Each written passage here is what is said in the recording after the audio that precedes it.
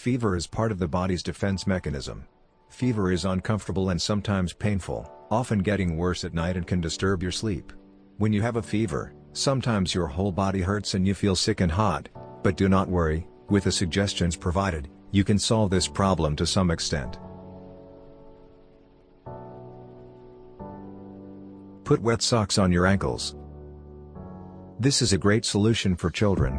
Simply moisturize them a little and place them on the ankle area. When the socks are dry, repeat this procedure. Make sure they do not drip and be sure to soak beforehand. This method helps to soothe and calm sick children.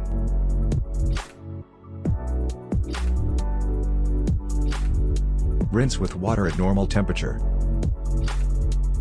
If you stand in the shower for 2 minutes, slowly lower the temperature so that the change in temperature does not harm the body.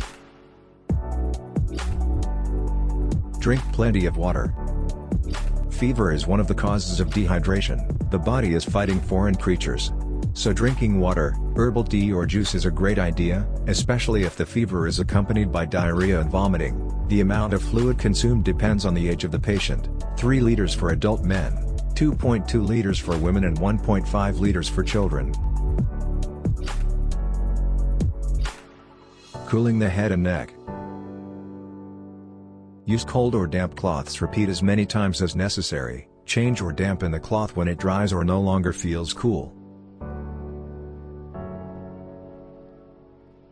It is best to use liquids, such as vegetable soup or herbal tea. This way the body recovers faster and can recover easily.